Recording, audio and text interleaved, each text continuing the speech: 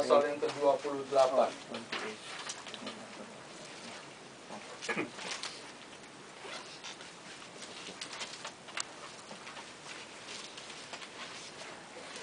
Matius 28.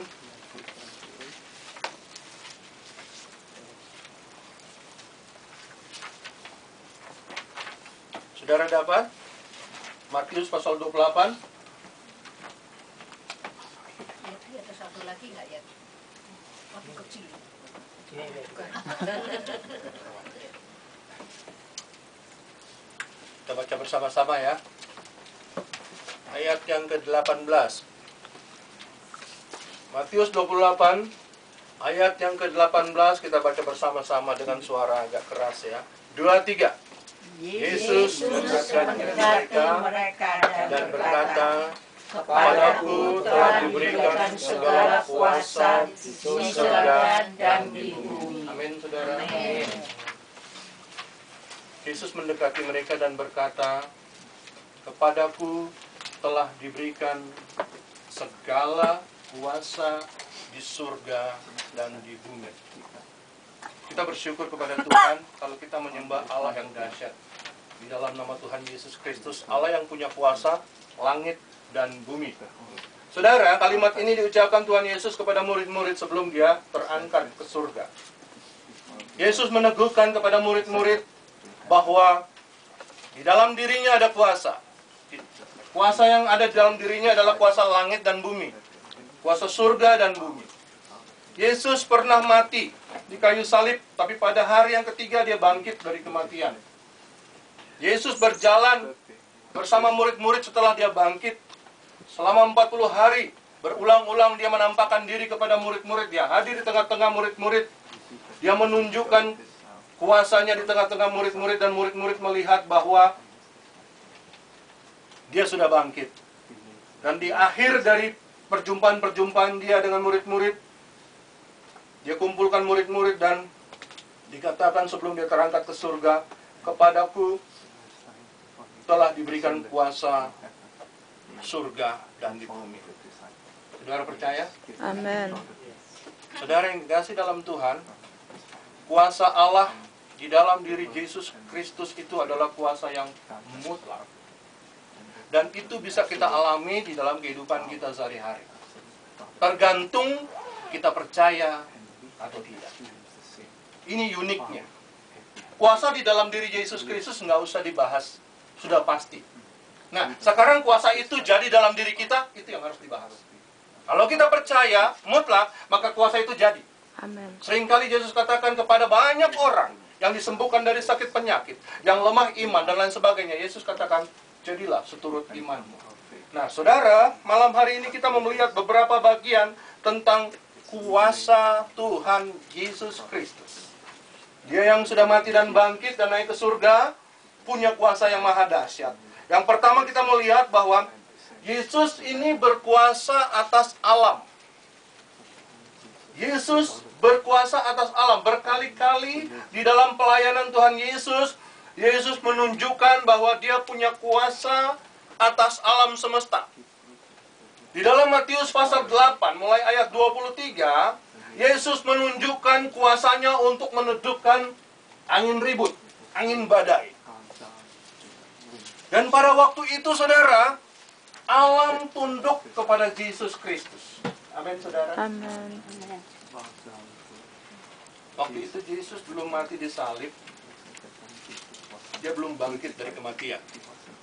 Tetapi alam tunduk kepada Yesus Kristus. Yesus katakan, "Teduh, diam," dan badai pun diam. Apatah lagi sekarang ini. Amin, saudara. Kita melihat lagi, saudara, bagaimana Yesus melipat gandakan 5 roti dan 2 ekor ikan. Itu alam. Itu benda-benda alam.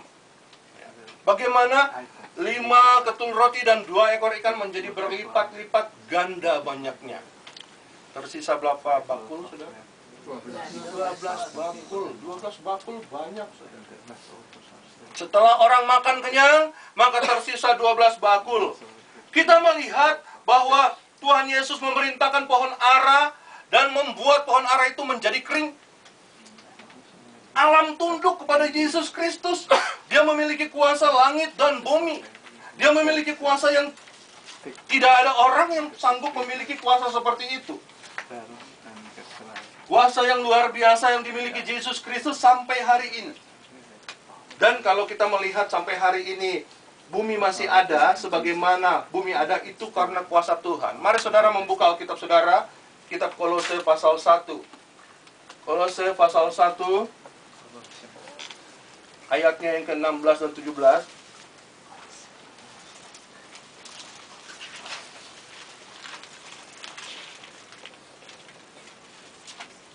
Kolose 1.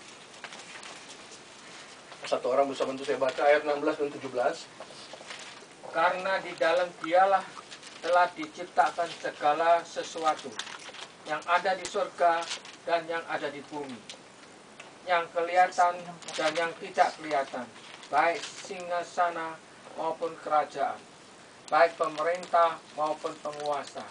Segala sesuatu diciptakan oleh Dia dan untuk Dia. 17. Ia adalah terlebih dahulu dari segala sesuatu, dan segala sesuatu ada di dalam Dia. Amin, saudara. Seluruh alam ini ada di dalam Yesus Kristus. Dia adalah firman, Logos. Dialah yang menciptakan segala sesuatu oleh Dia dan untuk Dia. Dan kalau alam semesta masih ada sampai hari ini karena kemurahan Tuhan yang berlaku.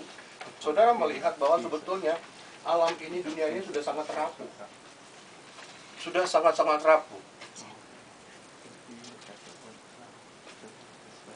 Atmosfer ozon itu sudah berlubang sangat besar, membuat pencairan air laut meningkat semakin tinggi, membuat gampang banjir, dan di mana-mana manusia sudah mengisi bumi ini, sehingga hutan makin menyempit, sehingga terjadi banjir dan longsor. Alam ini sudah sedemikian rapuh, tinggal hitungan. Nah saudara, karena kemurahan Tuhan, kalau ini alam masih ada. Amin saudara.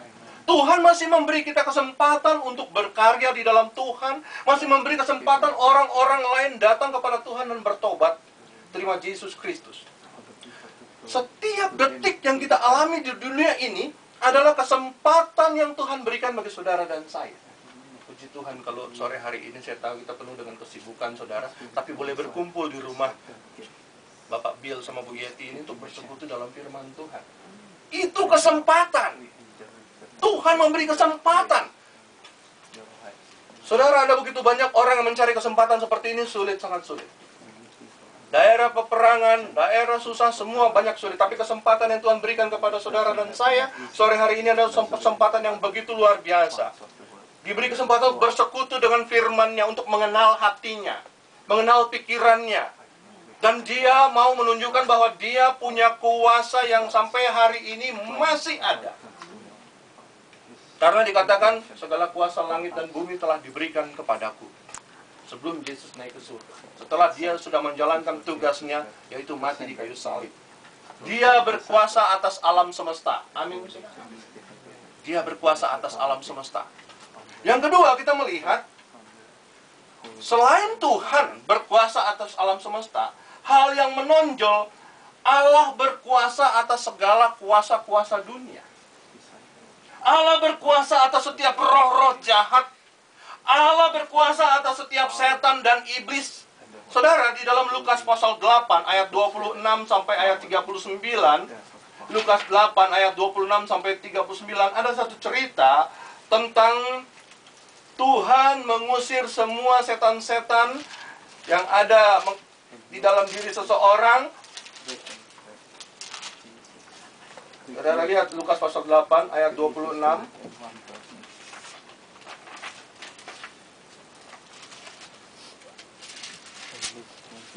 Lukas pasal 8 mulai ayatnya yang ke-26.